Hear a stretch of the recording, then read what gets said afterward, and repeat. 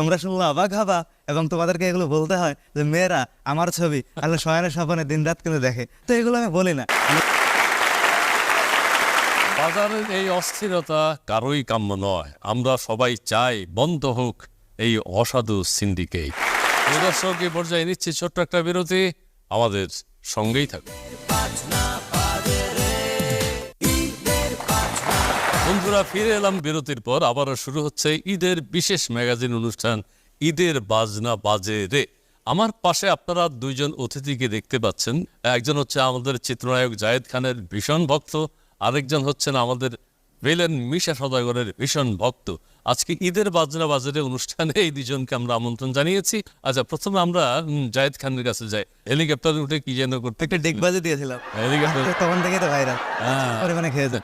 আপনি শুনলে অবাক হবেন এবং তোমরা শুনলে অবাক হবা।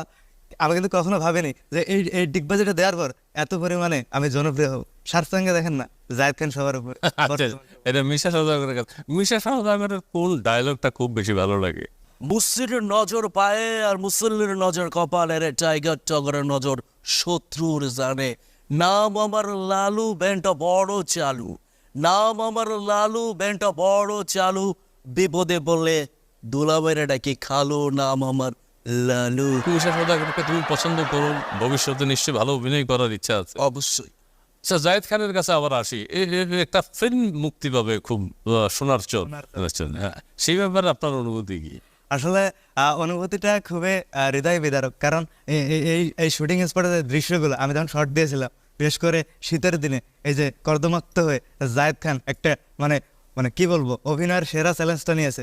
আসলে আমি বলবো যে এই সোনার চোর মুভিতে জায়েদ খানকে সবাই একটা নতুন লোকে এবং একজন অভিনেতা জায়েদ খানকে খুঁজে পাবে মানুষ। বিশেষ করে মেয়েরা আমাকে বেশি সাপোর্ট দেবে। তোমরা শুনলে অবাক হবা এবং তোমাদেরকে এগুলো বলতে হয় যে মেয়েরা আমার ছবি আসলে শয়নের স্বপ্নে দিন রাত কিন্তু দেখে, তো এগুলো আমি বলি না। আসলে তারাই নিজের ইচ্ছা থেকে জায়েদ খানকে পছন্দ থেকে করে। আচ্ছা, জায়েদ খানকে খুব পছন্দ। খুবই পছন্দ। একটা চ্যালেঞ্জ আমি ছড়ে দিচ্ছি, তোমারও সাক্ষী রেখে বলছি। কি জায়েদ খান যে ডিগবাজিটা চালু করেছে বাংলাদেশে, এইটা তুমি করতে পারো না। এটা তোমার দ্বারা এটা কোনো কথা বললেন ইসমাইল ভাই? আমি যে কোনো সময় যে কোনো মুহূর্তে ডিগবাজি দিয়ে যে কারো ঘরের দরজা ভেঙে ঢুকে যাবো। পারবে না, পারবে না।